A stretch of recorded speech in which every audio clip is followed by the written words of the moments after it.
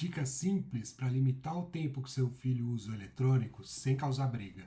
Olá, eu sou Paulo Pivato e aqui na internet eu oriento mães a como desintoxicar seus filhos do eletrônico sem precisar proibir o uso do eletrônico. Por que algumas crianças reagem com tanta fúria quando os pais pedem para desligar o celular ou desligar o videogame? É muito comum a gente viver com essa história, principalmente na hora de jantar. Por exemplo, a família quer fazer um jantar em família e uma das crianças ou um dos filhos está jogando ou está no celular, ou até mesmo quando é hora de fazer o dever de casa ou de alguma outra obrigação e a criança realmente entra num estado de fúria e é onde começam as brigas. Uma das principais razões que a gente pensa para isso acontecer é que o celular, o videogame, o tablet, eles são uma fonte, não bem eles, né? O que as crianças utilizam através deles são aplicativos ou são jogos que foram construídos para fornecer uma gratificação imediata para a criança. Então, a partir do momento em que ela utiliza, ela tem uma descarga, ela tem uma gratificação que vem na hora, né? A outra questão é que atualmente o que a gente percebe é que as crianças elas têm uma identidade, como todos nós, elas têm uma identidade pessoal de quem elas vão se construindo, né, como pessoa, mas ao mesmo tempo elas também estão construindo uma identidade virtual, que muitas vezes é até bem diferente da identidade pessoal. E aí, quando os pais pedem para que ela desligue, ou que ela pare um jogo, ou que ela desligue o celular, para que ela pare de usar algum tipo de dispositivo, isso é visto pela criança como um ataque à identidade dela. Então por isso que ela reage com fúria, porque ela não está conseguindo, ela não difere o que é a identidade pessoal do que é a identidade virtual. Não que ela não saiba, claro, tem alguns casos graves que ela realmente já para de diferenciar o que é o real do que é o virtual, mas isso é um caso muito mais grave e vai ocorrer muito mais lá para frente. Mas ela sente um ataque à própria identidade. E aí, claro que ela reage com fúria. Ela reage no enfrentamento. Uma outra coisa é que a criança também utiliza o eletrônico para escapar de responsabilidade, né? Às vezes para escapar da realidade, para escapar é a tua hora de levar o lixo, é a tua hora de fazer a sua lição. Então, a partir do momento em que ela não para de jogar, ela não tem que entrar em contato com a realidade chata da vida, né? Com a responsabilidade. E às vezes ela também pode usar, dependendo da dinâmica familiar, se é uma família que tem muita briga, que tem muita discussão, a criança usa também como uma forma de fuga. É uma forma dela fugir da realidade, ela é entrar num outro mundo, entrar dentro de um Minecraft onde tudo é uma maravilha e ela não tem que perceber o que está acontecendo no entorno. Uma outra coisa que acontece é uma falta de habilidade mesmo que a criança tem emocional de lidar com a realidade. Atualmente o que a gente vê é que as crianças elas vêm desenvolvendo muito pouca tolerância à frustração.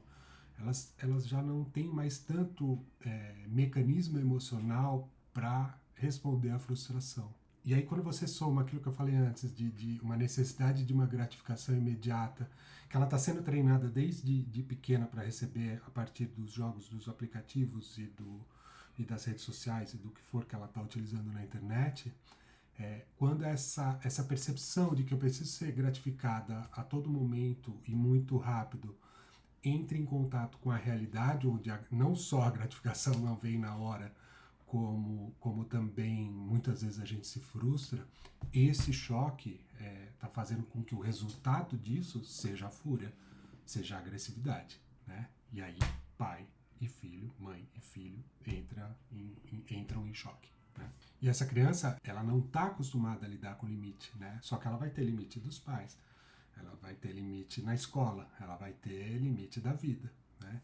E essa construção de limite ou de aprendizado em lidar com a frustração, ela é necessária nesses primeiros anos de vida, porque é isso aí, senão chega no final da adolescência, toma primeiro fora da namorada, ou vai ter que encarar um chefe no trabalho onde vai pedir para que ele faça determinadas coisas, ou às vezes o próprio ambiente corporativo, que pode não ser o lugar mais saudável do mundo. Se ela não adquiriu esse aprendizado de como lidar com o não na infância, essa pessoa não aguenta lá na frente. Ela vai surtar de algum jeito, ou ela vai ter alguma patologia, né? Vai deprimir, ou vai ter crise de ansiedade, pode desenvolver um monte de problemas. E aí o que a psicologia também pensa é que é uma tarefa árdua para os pais, porque elas precisam frustrar, elas precisam estar muito atentas às necessidades emocionais e sociais da criança, né? E ela não pode perder de vista da importância do eletrônico na vida dessas crianças. Há um tempo atrás, quando esse surto de dependência em eletrônico começou a surgir, a gente tinha uma tendência a achar, não, tem que tirar, eles têm que ficar sem o eletrônico. Hoje eu penso que isso mudou muito. Já deu para ver que não vai dar para ficar sem. Acho que todos os pais já perceberam isso. Não tem como, é um negócio que veio para ficar. O que a gente vai precisar fazer, não só pais, como psicólogos, como educadores, vai ser encontrar uma forma onde a inserção do eletrônico na vida da criança não se torne um problema para ela no futuro. Porque o que a gente está vendo é que essa forma desembestada de jogar a criança dentro do mundo virtual está criando adolescentes com problemas graves por conta da dependência do eletrônico. A gente tem um autor, um psicanalista que veio depois de Freud, chamado Winnicott, que ele falava sobre a função materna, que não necessariamente é feita pela mãe, mas é uma função. Que a função materna, a partir do momento que a criança nasce, é o apresentar, é introduzir a criança no mundo, né? E essa apresentação ela tem que ser feita de uma forma gradual, né, com leveza, para a criança não desabe no mundo, porque senão essa criança vai acreditar que o mundo é um ambiente nocivo e ela vai ficar se defendendo e ela vai ter problemas lá para frente. E também essa apresentação do mundo para a criança, ela tem que ter pequenas doses de frustração para a criança não ter tudo assim que ela mexe o olho, ela recebe algo, porque senão ela também não se desenvolve, né? E a função materna, essa função de apresentação gradual da criança para o mundo, ou do mundo para a criança, a gente vê isso acontecendo na vida real. O que eu andei pensando ultimamente é que assim, as crianças estão entrando muito rápido para o mundo virtual e a gente pode pensar no mundo virtual como uma cápsula que é uma reprodução do mundo real. Até porque mais para frente eu vou fazer outros vídeos falando sobre isso, sobre crianças que não estão conseguindo diferenciar um mundo do outro. Mas aí a gente tem esse excesso de cuidado dessa mãe, que é uma mãe boa, ou de um pai, né, que faz essa função materna de apresentar o mundo gradualmente para a criança.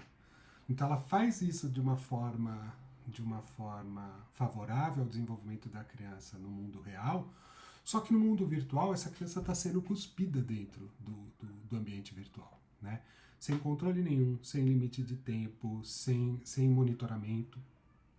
E essa criança, ela está tendo resultados, ou ela está tendo problemas decorrentes desse ser jogado de uma vez dentro do mundo virtual, né? Então essas coisas estão se tornando incompatíveis. Não adianta os pais serem ótimos pais se não tiver o mínimo de controle desse lado do virtual também. Porque senão a consequência vai chegar e está chegando, né? A gente está vendo isso acontecer. E a gente está vivendo num mundo onde as crianças estão recebendo dispositivos cada vez mais cedo. Não é raro, hoje em dia, os pais trocarem o celular por um modelo mais moderno e os modelos mais antigos ficarem para as crianças bem novas que querem ter um celular, né? Não é raro os pais não terem a menor ideia do que os filhos estão consumindo nas telas. E às vezes é criança pequena com acesso à pornografia, às vezes é criança pequena com acesso a redes sociais, onde ela realmente não entende que aquilo que se mostra na rede social é a realidade. Criança pequena exposta a jogos violentos, onde voa sangue para todo lado e ela não tem ainda uma compreensão real, ela não tem o cérebro nem se desenvolveu totalmente para ter aquele tipo de estímulo, né? Então, isso também é uma outra coisa muito importante. Esse controle e eu estou chamando de prevenção, essa prevenção precisa ser feita. a questão do vício em eletrônico, como ela funciona como qualquer outro vício, essa percepção de que tem algo que destoa na criança, os pais têm que estar atentos a isso. E os pais são muito atentos quando é um problema de aprendizagem, quando é uma questão de desenvolvimento cognitivo, quando é uma questão de motricidade. Isso desde muito pequenininho, os pais tendem a olhar e falar, tem algo aqui e a gente precisa fazer uma intervenção, a gente precisa procurar profissionais para isso. Né? Que é a tal da intervenção precoce. Isso é muito útil e ela dá ótimos resultados. Dependendo do que a criança apresenta, que destoa no comecinho da vida, se você começa a tratar ali, essa criança acaba se desenvolvendo normalmente. Só que a gente não tem a mesma preocupação de intervenção precoce quando a questão são os eletrônicos. Só que os eletrônicos estão produzindo psicopatologias graves lá na frente que poderiam ter sido evitadas nesse início, né? Se tivesse uma prevenção no início, ou até se os pais soubessem do que isso vai causar, ou até se os pais tivessem uma orientação sobre o que eles precisam fazer para transformar a forma como essa criança está usando eletrônico, a gente preveniria um monte de patologia que a gente está vendo na adolescência e vida adulta. Muitos pais já perceberam, né? Eles percebem, eles falam, putz, meu filho não tem muito amigo. Eu sempre aplico uma anamnese, que é um questionário para a gente saber a história da criança quando chega para a psicoterapia, né? São algumas sessões só com os pais, né? Então, não é raro os pais falarem, ele tem pouco amigo, ele não desce no prédio, ele não tem amigos no prédio, ele tem poucos amigos na escola. Eles já estão percebendo que tem algo acontecendo, né? E essa criança cada vez mais fechada no quarto, essa criança cada vez mais jogando online, ou cada vez mais nas redes sociais. E a criança, por outro lado, ela acredita que essa interação que ela tem com outras crianças, ou com outras pessoas, porque na verdade a gente nem sabe se elas estão jogando só com crianças ou se elas estão jogando com adultos também. A gente nem sabe se o amiguinho da rede social é um amiguinho ou se é alguém mais velho, mas a verdade é que as crianças, elas vão tendo essa falsa impressão de que elas estão socializando, que elas estão com o outro. Só que a relação com o outro é muito mais do que a relação intermediada pela tela, né? A relação com o outro de verdade, de estar junto, de toque, de sentimento, de olhar no olho, ela é muito mais profunda e ela é muito mais necessária no início da vida do que essa forma que as crianças estão construindo, de construção com o outro via tela. E não é raro alguns pais, quando a criança está fazendo birra porque não quer largar o celular ou o videogame ou o que for, terem reações tão agressivas quanto a da própria criança, né? Por isso que essas brigas vêm ocorrendo tanto nesses momentos. E esses pais estão reagindo de forma mais agressiva por conta da própria história, da própria compreensão que ele teve de mundo, da própria criação que ele teve ali atrás. E esses pais também estão muito angustiados, porque eles percebem que algo não está indo num caminho muito bom, né? Eles ficam angustiados de perceber que a criança não está se desenvolvendo como ela deveria. Ao mesmo tempo, eles também estão com um certo medo da criança, porque a criança, tem muitos pais, a questão não reconheço mais meu filho, ela surge muito, né? Que às vezes são crianças que são super, no início, assim, no comecinho, na infância, são super amáveis, super dóceis, e quando cresce um pouquinho, elas já começam a ficar crianças agressivas, mesquinhas, e eles falam, putz, de onde está vindo isso, né? Eles não reconhecem mais os próprios filhos, e essa é uma queixa muito comum. São pais também que estão com muita preocupação em relação ao financeiro, né? Putz, eu pago uma fortuna de escola e o meu filho vai repetir de ano, né? Porque ele não faz uma tarefa, porque ele não presta atenção na aula, é claro, né? Ele chega em casa, ele quer jogar. E se ele chegar em casa e os pais não tiverem porque estão trabalhando, ele vai dar um jeito de jogar, ele não vai fazer a tarefa.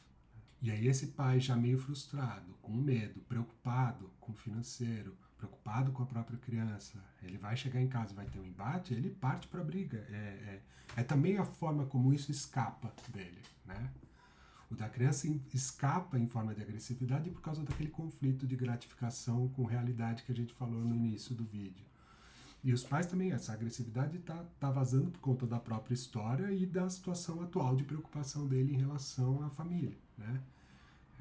Então, os dois têm nesses casos é a agressividade para pôr para fora e aonde um se choca com o outro. O que tem também são pais que foram criados em ambientes autoritários demais ou rígidos demais, não conseguirem compreender como o filho que tem tudo, mas eu dou tudo para o meu filho, ele estuda numa super escola, ele tem o melhor videogame, ele tem o melhor tablet, como que ele pode estar frustrado desse jeito ou não obedecer desse jeito? Então tem essa coisa da comparação com a própria história, tipo, eu não tive nada e eu era uma criança obediente, meu filho tem tudo e é uma criança que só quer ficar no quarto, não quer se relacionar e só pensa em jogar e é mal educado, né? Então essa percepção e essa comparação com a própria história é outro fator que causa esses embates e essas brigas. Falta de habilidade social, falta de habilidade emocional também ocorre nos pais, né? Atualmente está todo mundo, em algum grau, todos nós estamos ansiosos ou todos nós estamos deprimidos, né? É raro alguém estar bem, né? Num mundo como o que a gente vive. Não que isso seja impossível, né? Todo mundo acho que busca a mesma coisa, que é uma certa estabilidade e felicidade. Mas a gente tem que pensar que também vocês, pais, vocês também estão passando por questões emocionais, né? E o lidar com isso não é fácil, até porque é algo muito novo, né? Não é fácil para ninguém, nem para a criança, nem para os pais. E aí o lidar de uma forma mais agressiva com essas situações, ou simplesmente falar, putz, eu não cansei, desisto, não vou mais pedir, não vou e abandonar no sentido de deixa ele jogando quantas horas ele quiser, deixa ele no quarto jogando e tal. O desistir também é uma consequência desses pais que também têm suas questões emocionais. E aí o que a psicologia sugere é que esses pais, antes de tudo, vocês precisam estar atentos às suas próprias questões emocionais. O que é seu, o que é da sua história, é compreender como você lida com o mundo e como você lida com a frustração.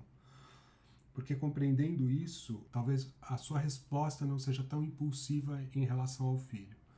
E vocês têm que estar muito atento à forma como os seus filhos estão utilizando o eletrônico, à forma como os seus filhos estão lidando com a frustração.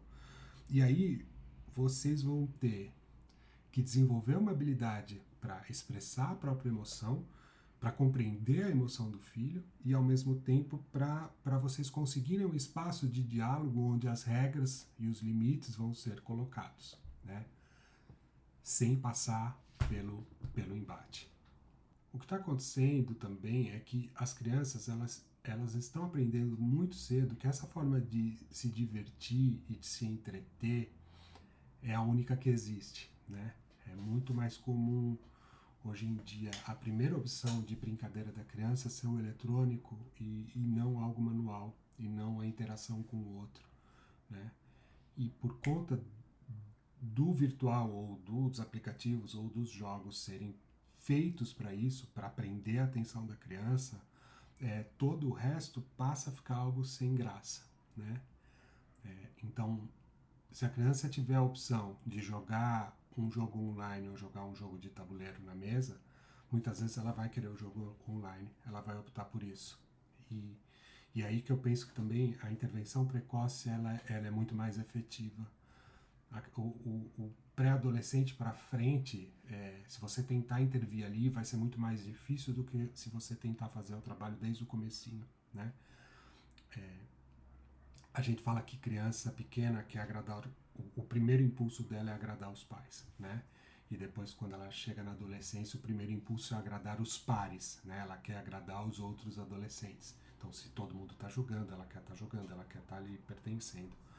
Então, se a gente fizer a intervenção antes, onde a criança ainda quer agradar vocês, pais, fica tudo muito mais fácil. Mas é real. Você conseguir engajar uma criança, mesmo pequena, se ela já está acostumada com o eletrônico, em alguma atividade que não envolva uma tela, é muito mais difícil do que engajá-la em atividades que envolvem telas. De novo, é sempre importante vocês terem na cabeça, que é, pelo menos na visão psicanalítica, né, que é uma delas, a gente pode pensar isso. Existe um conflito, né, e o conflito é: as crianças querem gratificação imediata e prazer imediato, que são arquitetados pelas empresas de games ou de eletrônicos para fornecer isso para a criança, para que ela fique cada vez mais viciada e utilizando cada vez mais. Então a criança quer e precisa dessa gratificação imediata. E os pais querem que a criança tenha algum tipo de controle e de limite e obviamente, para poder entender que a vida é isso, né? A vida é a gente aprender a lidar com não é nada além disso, né? É a gente aprender a lidar com frustração. Então, imagina que de um lado, uma criança que só quer ser gratificada a todo instante e rápido. E do outro lado, tem pais que representam a lei, tem pais que representam para você viver em sociedade, você vai ter que se adaptar a isso aqui. Existem regras, existem horários, existem obrigações, né? Então, desse choque é onde está saindo esse grande problema, principalmente problema envolvendo o desenvolvimento da criança, como a gente vai ver mais para frente, e essas brigas, problemas na psicodinâmica da família. E aí, para os pais, cabe encontrar um formato que tenha o equilíbrio saudável entre a criança poder se divertir, poder brincar, porque brincar é essencial para o desenvolvimento emocional da criança. É o equilíbrio entre o que dessa brincadeira vai ter uso de tecnologia ou não, e ao mesmo tempo incentivar o filho a se envolver também em atividades offline, né? Também atividades ao ar livre, atividades que tenham a ver com se relacionar com outras crianças, né? Que é onde ela vai aprender, né? A lidar com o outro. Então, encontrar esse equilíbrio entre o mundo real e o mundo virtual é uma tarefa que cabe aos pais fornecer instrumentos para que essa criança consiga navegar bem nos dois mundos. E quando isso acontece, né, as crianças se tornam crianças mais calmas, as crianças se tornam crianças mais sociáveis, e os pais se tornam também mais leves, porque eles sentem que eles estão fazendo um bom papel como pais, né? Eles sentem que eles acertaram, né? E de fato acertaram, né? Qual que é o maior benefício de limitar tempo do eletrônico para a criança pequena? Limitar tempo da criança no uso do eletrônico, ele vai promover desenvolvimento saudável em várias áreas. Na área física, na área social, na área emocional e na área cognitiva, no como a criança vai aprender o que ela precisa aprender. E se ela se desenvolver em todas essas esferas, a gente tem uma garantia maior de que ela vai ser um adulto feliz e saudável, né? Se essas áreas não se desenvolverem, a gente pode ter como certo de que lá para frente vai dar problema. A criança que fica muito tempo na frente da tela tá desenvolvendo problema físico, né? Principalmente ligado a sedentarismo e obesidade. As crianças atualmente, elas estão, grande parte, principalmente desses que jogam, estão com sobrepeso.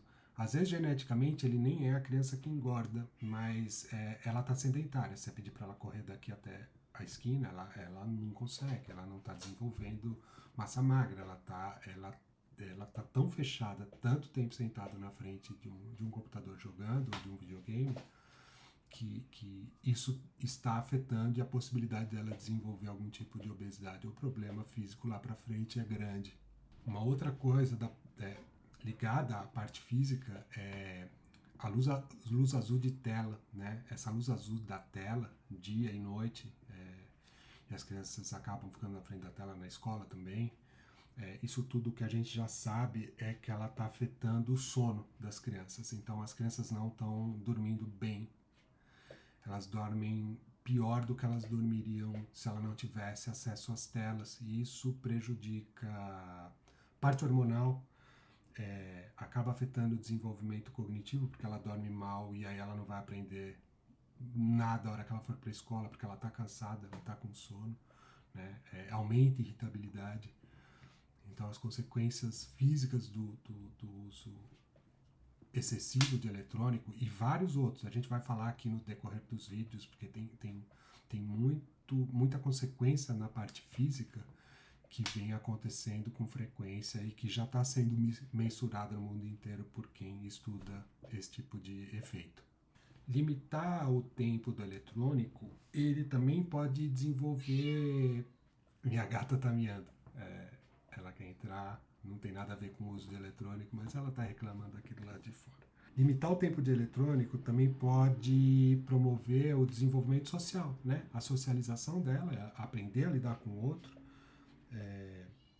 Criança que passa muito tempo na frente de tela, ela não chega a desenvolver, ou às vezes ela até perde capacidade de interagir com o outro, né? Ela perde habilidades, ou não, nem chega a desenvolver habilidades sociais importantes. Tem um estudo que é amedrontador, a meu ver, de crianças que não estão reconhecendo expressão facial do outro. Ela não sabe que isso está brava, ela não sabe o que é uma expressão de tristeza, ela está com dificuldade de reconhecer a emoção no rosto do outro, porque ela está mais acostumada a ver o topo da cabeça do outro do que o rosto, porque as pessoas estão todas voltadas com o rosto em direção às telas. Limitar o tempo também está auxiliando no desenvolvimento cognitivo, no como essa criança aprende. A gente já tem esse dado também. Crianças que ficam menos no eletrônico, elas estão com mais facilidade de aprender algo por tudo que a gente já viu. Ela vai estar muito mais atenta, ela vai estar emocionalmente muito mais saudável, ela vai estar muito mais pronta para aprender e se desenvolver do que uma criança que está nesse estresse todo do ter que lidar com algo que ela ainda não está preparada para lidar, né? Que são as redes sociais, o excesso de jogo, ou a consequência do jogo quimicamente no cérebro. O cérebro não entende que aquela situação de perigo que ela está ali no jogo não é algo real, né? Claro que a criança sabe que aquilo é só um jogo, mas tem áreas do cérebro que são ativadas, que são áreas do cérebro, são as mesmas áreas de crianças que estão passando por alguma situação de risco ou por alguma questão de perigo, né?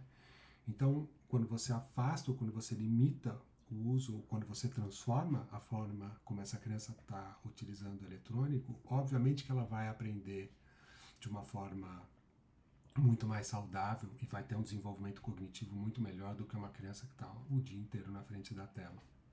E onde que os pais erram nessa limitação de tempo de uso do eletrônico da criança? Então são 4 pontos importantes de se levantar. Eles vão errar na falta de comunicação e negociação, na inconsistência, na falta de alternativas e na falta de monitoramento. Falta de comunicação e negociação, esse é o primeiro ponto, né? Muitos pais estabelecem regras muito rígidas, muito limitadas, e elas não são comunicadas para a criança da forma como se deve. Isso vai levar à resistência e vai levar à briga, né? E a criança vai se sentir desrespeitada e vai começar esse embate. A inconsistência é o segundo fator. Muitos pais limitam, às vezes, muito durante a semana e depois no fim de semana abre a porteira. Tipo, você pode usar dia e noite o quanto você quiser, né? A inconsistência confunde a criança e aí ela tende a se sentir frustrada cada vez que essa regra muda, né? Então é algo que precisa ser pensado de uma forma a ser constante. A inconsistência ocorre mesmo durante a semana, né? Tem semana que pode, tem semana que não pode, a criança fica meio perdida, ela não sabe quando ou qual é a regra. Falta de alternativas é o terceiro fator. A gente só tirar o eletrônico e não oferecer nada, não oferecer nenhuma outra alternativa saudável para essa criança se divertir, ou brincar, ou se relacionar, é esse terceiro fator. O quarto fator é a falta de monitoramento. Isso é uma questão bastante importante. Muitos pais não têm ideia do que os filhos fazem no virtual. E isso pode ser extremamente perigoso. Então, por onde começar? A primeira coisa é estabelecer regra. É estabelecer regra clara e consistente. E mostrar para a criança por que vocês estão criando essas regras. Então ela vai ter aquela regra de quanto tempo ela tem que usar, ela pode usar por dia e para que fim ela pode usar aquela tela durante o dia, né? A segunda coisa é criar um horário de uso, né? A criança vai se estabelecer um tempo de tela que essa criança pode ter por dia e vai ser aquele tempo, sem negociação, né? Você pode, para criança pequena, é legal às vezes você dividir esse horário em pequenos minutos no decorrer do dia. É muito melhor do que deixar a criança jogar tudo de uma vez no final do dia. Ela vai ficar super excitada e depois não vai conseguir dormir direito. A próxima é fornecer alternativa divertida para o seu filho, né? Então, um jogo de tabuleiro com a família, uma leitura antes dele dormir, atividades ao ar livre, né? Essas são você ter desenhar, a criança adora desenhar, você criar jogos ou fazer alguma coisa que envolva desenho para a criança pequena é sempre muito bem-vinda. Quando você traz alternativas de diversão que não só do eletrônico, esse equilíbrio se restabelece. Monitorar o tempo de uso é outra coisa que a gente faz. Eu tenho uma outra anamnese que eu aplico com os pais antes de começar os atendimentos, que uma das questões é em relação ao tempo de uso da criança. E muitos pais não fazem ideia do número de horas que os filhos passam na frente da tela. E a hora que eles resolvem monitorar é assustador. Você pensar que tem criança muito pequena que às vezes passa 8 horas do dia na frente de uma tela. Claro que isso é um caso extremo. Mas tem criança que está passando muito mais tempo da tela do que os pais imaginam. Então, o monitorar, primeiro para entender quanto tempo a criança fica e depois para poder regular isso de alguma forma é importante, né? E tem aplicativos hoje de monitoramento parental que você pode ver o que ela está usando, onde ela está entrando, como ela está usando o eletrônico e quanto tempo ela fica. E o próximo é vocês, pais, serem exemplos. E eu entendo mesmo que o uso do eletrônico para vocês também é essencial, né? A gente faz tudo com... Hoje, grande parte do nosso fazer profissional envolve, de grande parte dos pais, envolve uma tela, mas você mostrar que você também se diverte ou que você também tem uma vida fora da tela ou da utilização de uma tela, lendo um livro, praticando atividade física, mostrar para a criança que existe vida fora do virtual e você é o exemplo. E aí começar a estabelecer esse tipo de limite é algo gradual, né? É algo que vai se fazendo aos poucos, tem que ter consistência, né? Conforme a criança vai crescendo, a gente tem que ir discutindo sobre isso, tem que ir se adaptando muitas vezes sobre o tempo, sobre o que ela pode utilizar, mas tem que se pensar nisso como um processo gradual. E de quanto em quanto tempo a gente tem que fazer uma revisão nessas regras que forem estabelecidas? A gente pensa que de 6 meses a 1 ano é interessante que vocês façam uma revisão até para entender o que mudou, né? Qual é o contexto atual, né? Que outras atividades a criança tem agora que envolvem na negociação do tempo que ela vai ter no decorrer da semana. Então é legal vocês irem junto com a criança, aprendendo a distribuir o eletrônico no tempo útil dela, né? E isso não precisa ser algo rígido, vocês podem ir adaptando conforme a criança for crescendo e conforme ela tiver outras necessidades. E quando forem revisar as regras, algumas perguntas eu acho que são legais de se fazer, né? A primeira delas, as regras atuais ainda são adequadas para a idade do meu filho ou não, né? Elas são adequadas para a idade e para o desenvolvimento do meu filho ou não, né? A rotina diária mudou para essas regras precisarem ser ajustadas, porque às vezes a rotina diária muda, a criança entrou no futebol ou entrou no balé e ela já vai ter um tempo maior de atividade física, né? Então, aprender a dosar conforme a realidade daquele momento da criança é interessante. A criança, ela vem apresentando problemas para corresponder a essas regras exigidas ou essas regras combinadas? É porque as regras precisam ser mais claras ou é porque vocês precisam ser mais firmes para que essas regras sejam respeitadas? São questões que vocês têm que fazer também durante algum tempo. Tem novas preocupações de segurança envolvidas para que se adapte a essas regras? Dependendo da época, ou dependendo do que vocês descobrem sobre a criança, ou dependendo com quem ela está andando, às vezes é interessante se pensar nisso, de se essas regras elas são suficientes para proteger a criança ou não. A criança está tendo algum tipo de dificuldade para corresponder às regras por algum fator externo, como amigos ou como algum outro contexto, né? Quais são eles e que atitudes a gente pode tomar em relação a isso? O rever a regra vai servir, portanto, muito mais para que vocês continuem tendo regras eficazes, né? E ao mesmo tempo para torná-las apropriadas para aquela fase da criança. Então, volto a falar, a gente tem que pensar em prevenção. Se vocês começarem, ou se vocês conseguirem atuar antes, desintoxicarem as crianças antes de chegar nesse ponto, é tudo muito mais fácil de se fazer. E a possibilidade da criança se desenvolver de uma forma saudável é muito maior.